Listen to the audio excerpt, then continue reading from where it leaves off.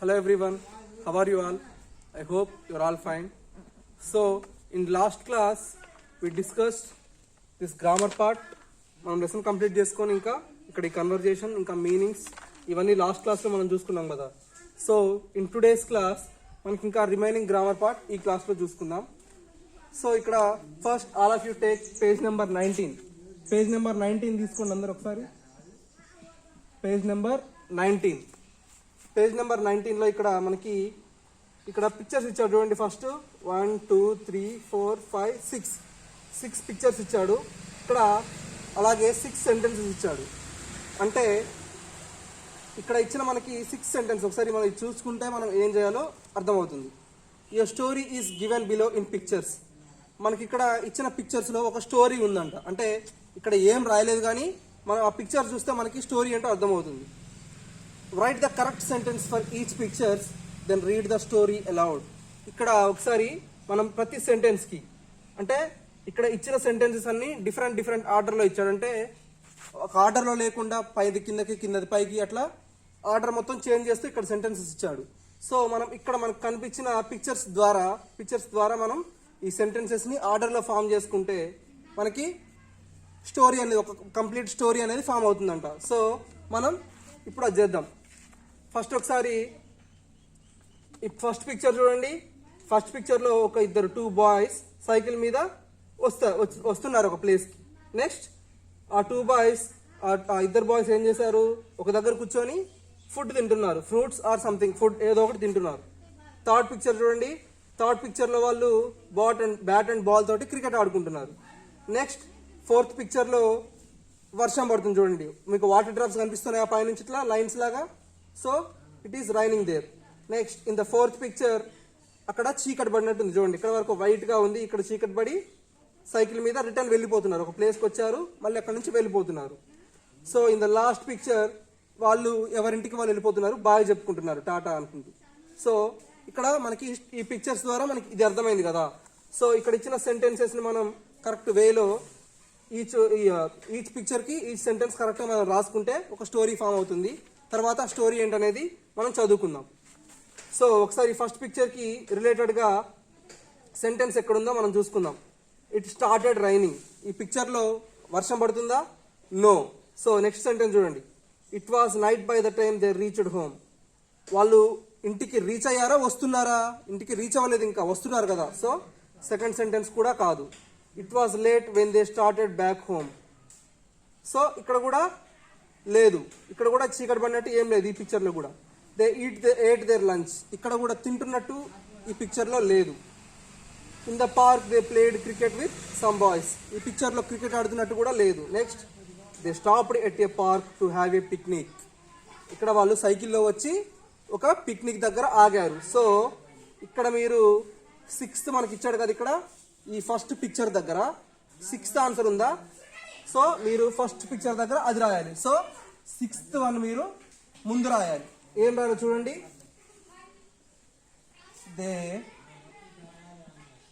నేను చెప్పే ఆర్డర్లో రాసుకోండి. They stopped at a park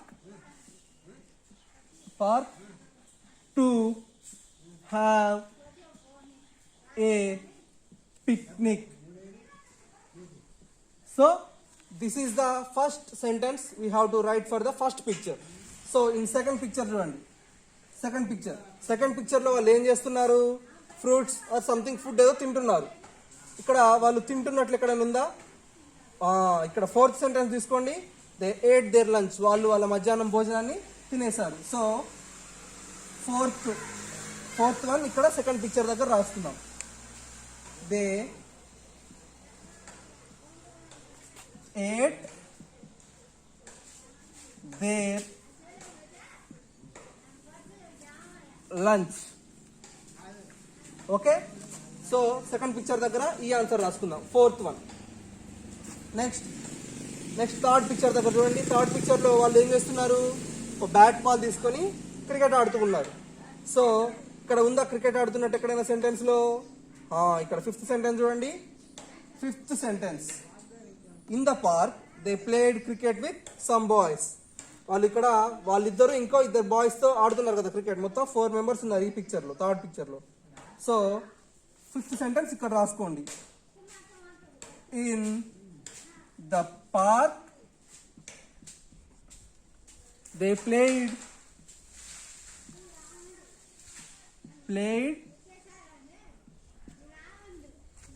cricket with some boys.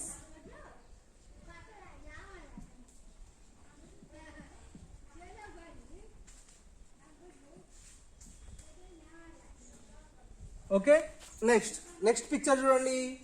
Next పిక్చర్లో ఏముంది? ఇద్దరు వర్షం పడేసరికి పరిగెత్తున్నారు. సో ఇక్కడ రైన్ పడుతున్నట్టు ఎక్కడైనా ఉందా సెంటెన్స్? ఫస్ట్ సెంటెన్స్ చూడండి, it started raining. So first sentence ఇక్కడ రాసుకుందాం, it started raining.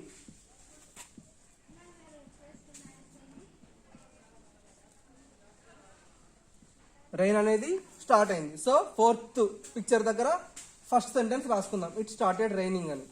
Next 5th picture చూడండి. 5th పిక్చర్ బాగా చీకటి పడిపోయింది కదా. సో ఇక్కడ it was night by the time they reached home. వాళ్ళు ఇంకా ఈ మీనింగ్ ఏంటి? సెకండ్ సెంటెన్స్ మీనింగ్ మనకి ఇంకా ఇక్కడ ఫస్ట్ సెంటెన్స్ అయిపోయింది, 5th అయిపోయింది, 4th అయిపోయింది, 6th అయిపోయింది. ఇంకా మనకి మిగిలిన సెంటెన్సెస్ 2 and 3.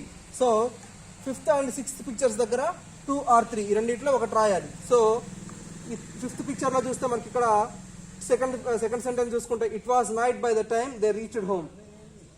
అక్కడ ఇంటికి వెళ్ళేసరికి చీకటి పడిందంట, ఆ నైట్ అయిపోయింది అన్నాడు. సో ఇంకా వాళ్ళు రీచ్ అయ్యారా? రీచ్ అవ్వలేదు. సో నెక్స్ట్ ఇక్కడ చూడండి, it was late when they started back home. చూడండి, వాళ్ళు ఆల్రెడీ ఇంటికి రీచ్ అయిపోయారు. సో మనం ఏం చేయాలంటే it was late third sentence ని ఇక్కడ ఫిఫ్త్ పిక్చర్ దగ్గర రాసుకుందాం. It was late, it was late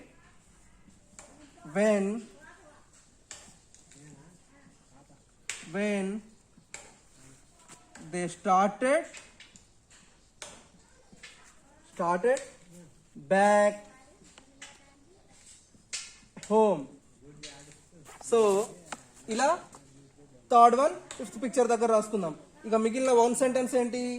1 అయిపోయింది, 3 అయిపోయింది, 4, 5, 6. సో సెకండ్ సెంటెన్స్ ఒకటే మిగిలింది, అది లాస్ట్ పిక్చర్ దగ్గర రాసుకుందాం. Second sentence, it was night by the time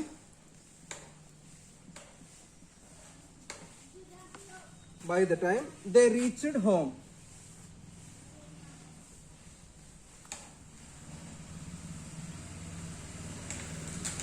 so ఇలా కరెక్ట్ ఒక్కొక్క పిక్చర్కి మనం కరెక్ట్ సూటబుల్ మీనింగ్స్ వచ్చేలాగా మనం సెంటెన్స్ ఆర్డర్లో ఫామ్ చేసుకున్నాం. ఇప్పుడు స్టోరీ ఫామ్ అవుతుంది అన్నాడు. ఒకసారి స్టోరీ చదువుకుందాం. చూడండి, they stopped at a park to have a picnic. వాళ్ళు అక్కడ ఉన్న 2 బాయ్స్, ఇద్దరు బాయ్స్, వాళ్ళు ఒక పార్క్ దగ్గర పిక్నిక్ లాగా వెళ్ళి ఆగారు. They ate there lunch. పిక్నిక్కి వెళ్ళి వాళ్ళ లంచ్ వాళ్ళు చేసుకున్నారు. In the park they played cricket with some boys. వాళ్ళు ఆ గ్రౌండ్లో అక్కడ వెళ్ళిన ప్లేస్లో ఆ పార్క్లో క్రికెట్ ఆడుకున్నారు. It started raining. సో అక్కడ వర్షం పడడం స్టార్ట్ అయింది. It was late when they started back home. వాళ్ళు ఇంటికి వెళ్ళే టైంకి కొంచెం లేట్ అయింది. It was night by the time they reached home. వాళ్ళు ఇంటికి వెళ్ళేసరికి నైట్ టైం, అంటే చీకటి పడిపోయింది. సో ఇప్పుడు మనకు ఒక కరెక్ట్ స్టోరీ ఫామ్ అయింది ఆర్డర్లో.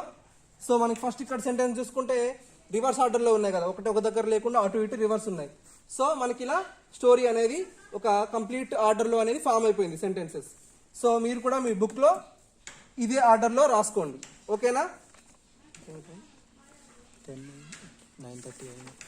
So all of you turn the page. మనకి ఇవి అయిపోయింది కదా. నెక్స్ట్ మనకి పేజ్ టర్న్ చేయండి ఒకసారి. ఇక్కడ మీకు ఒక టేబుల్ ఇచ్చాడు చూడండి. Look at this puzzle, can you find the 7 handicaps. ఇక్కడ మీకు ఒక టేబుల్ ఇచ్చాడు, అంటే ఇది ఒక పజిల్ లాగా ఇచ్చాడు అనమాట. Look at this puzzle. ఈ పజిల్లో 7 హ్యాండిక్యాప్స్. హ్యాండిక్యాప్స్ అంటే డిజేబిలిటీస్ ఉంటాయి కదా, అంటే కళ్ళు కనిపించకపోవడమో లేకపోతే వినిపించకపోవడమో, అట్లాంటి డిజేబిలిటీస్ ఇక్కడ 7 ఉన్నాయంట. ఓకేనా.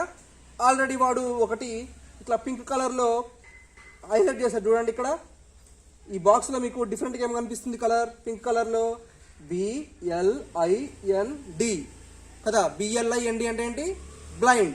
బ్లైండ్ అంటే కళ్ళు కనిపించిన వాళ్ళని, కంటి చూపు లేని వాళ్ళని బ్లైండ్ అంటారు. సో మీకు ఆల్రెడీ ఒకటి ఐడెంటిఫై చేసి ఉంచాడు. సో రిమైనింగ్ 6 ఒకసారి మీరే చూడండి, మీరు అబ్జర్వ్ చేసి ఒక్కొక్క దానికి ఎక్కడెక్కడ ఆన్సర్స్ ఎలా ఉంటాయి అంటే ఇంకా మిగిలిన హ్యాండిక్యాప్స్ అంటే డిజైబిలిటీస్ ఏమున్నాయో మీరు ఫైండ్ అవుట్ చేసి రాయడానికి ట్రై చేయండి. ఒకవేళ రాలేదు అంటే మీరు ట్రై చేయండి, మీకు రాకపోతే అప్పుడు నన్ను అడగండి, నేను మీకు చెప్తాను. ఓకేనా. So this is your work and ఇది కూడా ఫిల్ చేయాలి.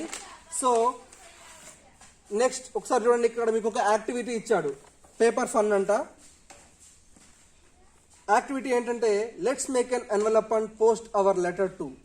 ఒక ఎన్వలప్ అంటే మనం ఈ టైంలో అంటే ఇప్పుడు జనరల్గా ఎన్వలప్స్ లెటర్స్ పంపించుకోవడం తక్కువ అయిపోయింది. అన్ని ఏదైనా మొబైల్లో డైరెక్ట్ మెసేజ్ చేస్తున్నారు, అన్నీ అలా వస్తుంది. ఒకనొక టైంలో ఏంటంటే ఒక కార్డు ఏదైనా లెటర్ రాసి ఇట్లాంటి ఎన్వలప్స్లో పెట్టి పంపించేవాళ్ళు. సో ఎన్వలప్ ఎలా తయారు చేయాలి అనేది మనకి ఇక్కడ పిక్చర్స్ రూపంలో ఇంకా ఇక్కడ డిస్క్రైబ్ చేసి చూపించాడు. Take a square of paper. ఒక పేపర్ని కంప్లీట్గా స్క్వేర్ అంటే తెలుసు కదా మీకు, ఒక కరెక్ట్ వేలో ఉండాలంటే 4 sides ఈక్వల్గా ఉండాలి. అట్లా ఒక పేపర్ని తీసుకోమన్నాడు. ఇట్లా అది తీసుకొని ఏం చేయాలంటే fold our 4 corners to make folds. ఈ కార్నర్ని ఇంకా 4 కార్నర్స్ని అటు ఇటు 4 sides ఫోల్డ్ చేయమన్నాడు.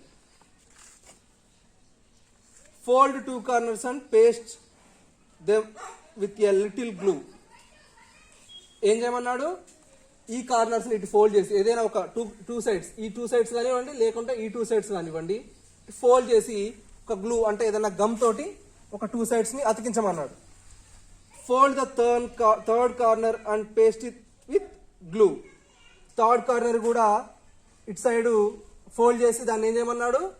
దాన్ని కూడా గ్లూతో అంటించమన్నాడు. ఫస్ట్ ఈ 2 cornersని దీన్ని లేకపోతే దీన్ని ఒక సైడ్కి ఫోల్డ్ చేసి స్టిక్ చేయించి, లేకపోతే ఇంకా ఈ 2 మిగిలాయి కదా, ఇప్పుడు ఈ 2 ఫోల్డ్ చేసామనుకోండి, ఈ 2 మిగులుతాయి కదా, దీంట్లో ఏదైనా ఒక కార్నర్ని థర్డ్ కార్నర్ని కూడా ఫోల్డ్ చేసి దాన్ని కూడా గ్లూతో అంటే ఒక గమ్తో అతికించమన్నాడు. Fold the third corner and paste it with glue. Leave the 4th corner open. ఇంకా మిగిలింది ఇదైనా అవ్వచ్చు ఏదైనా కార్నర్ని ఓపెన్గా ఉంచమన్నాడు. Right the address neatly on the envelope and fix the stamp on the right corner. ఇప్పుడు మనం తయారు చేసాం అనుకోండి, లెటర్ ఇలా వస్తుంది. మనం చెప్పినట్టుగానే చేస్తే అక్కడ లెటర్ ఇలా వస్తుంది.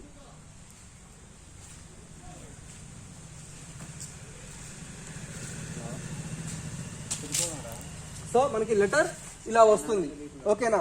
ఇది మనం జనరల్గా దీంట్లో ఇప్పుడు ఇక్కడ మనకి ఓపెన్ ప్లేస్ ఉంటుంది కదా, ఈ ఓపెన్ ప్లేస్లో లెటర్ ఇలా పెడతాం కదా.